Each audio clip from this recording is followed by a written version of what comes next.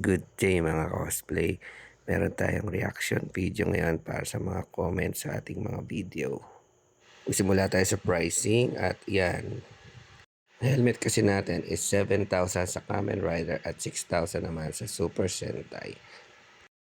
Kasi kung titignan mo talaga yung price sa normal is parang napakamahal talaga ng 7,000 or 6,000 para sa isang helmet. Kaya hindi may iwasan na magkaroon tayo ng mga reaction na katulad nito. Pero base dito sa pagkaka-comment, parang ang iniisip niya ay helmet sa pamumumotor. Dahil ang helmet ng motor nasa 3,000 to 4,000 na yung mga original. Or sabihin natin 1,000 to 2,000 naman yung mga class A. Pero yung helmet kasi natin ay nakadesign for cosplay and collection only.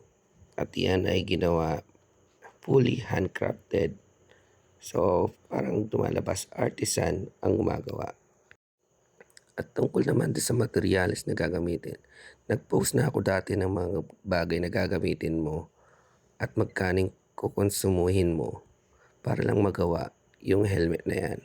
So nasa computation ko noon dati, matagal na yon, nasa 4,000 na. Wala ka pang labor at yung oras at araw, gaano mo yan katagal gagawin. Kung akong tatanungin, sasabihin ko na sa inyo gaano katagal gawin ang isang helmet. Lalo na kung wala pa yan prototype, napakatagal. Buwan. Mabilis na yung 2 to 3 weeks. Wala pa yung di mo pa namoldehan. At ang pagpipintura ay kadalasan, ang pagpipintura namin ay 1 color a day. Sabihin natin may molde ka at nakapagpudos ka ng 3 or 4 na piraso sa isang araw. Kailangan mo yung ikat, linisin gamit ng masilya. Tapos pa-primeran mo at pagkalipas ng primer, check mo ulit kung meron pang kailangan masilyan or final touch bago mo pinturahan. Hindi yun matatapos ng isang araw lang o isang upuan lang. Kung nagkonsumo ito ng 2 to 3 days para lang doon. Tapos doon ka palang magpo-proceed sa pagkukulay.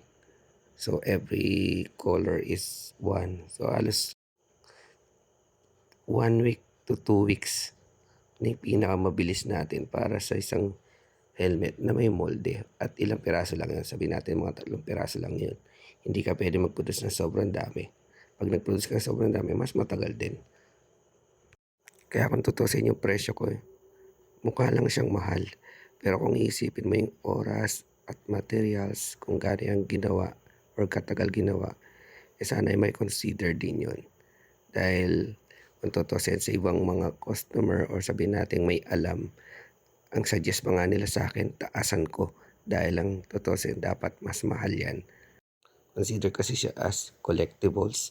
Sa pagka-collectibles, meron talagang presyo yan. Dahil hindi yan isang ordinaryong bagay na pwede mo mabili lang dyan sa tabi or kung saan sa kanto na available lagi. At sa ilang taong ko rin naman pagsisikap para lang makagawa at makabuo ng mga produktong katulad nito, ilang taon na rin. Since 2014 tayo nag full time para lang magawa yung mga katulad nito until now. Ngayon, ang maganda lang dito, na-recognize na rin naman tayo ng mga ibang artist or sabihin natin yung mismong mga actor na nakikilala natin na approve yung item natin sa nila dahil nakakapagpadala tayo sa nila or nakakapag-provide tayo na sila mismo okay sa kanila yung item na ginawa natin. Regarding naman sa pagbibenta niyan, pinopost ko yan, nilalagay ko yung presyo, pero hindi ko pinagpipilitan na bilhin nung kung sino man yung ating mga produkto dahil yan nga para sa mga may hilig mag-collect or gusto mag-cosplay na willing talagang gumastos para lang matupad yung kanilang dream cosplay or dream item na makolect. Dahil nga isa yan sa masasabi nating memory ng mga batang 90s.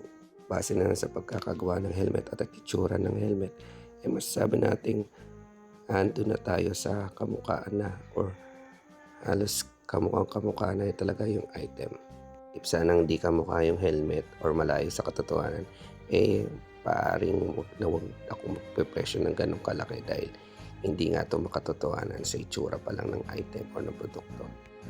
Ayun, maraming salamat sa mga nag-comment, ayun, at sana naliwanagan na tayo. Sabi nga kung ayaw mong gumastos, ikaw ang gumawa para malaman mo gaano kahirap at gaano kagastos, gaano katagal gawin yung ating produkto. Meron pa tayong mga ibang susunod na reaction video para sa mga comment. Ayun. So ito muna. Ito kasi nakita ko lang talaga tapos natuwa lang ako.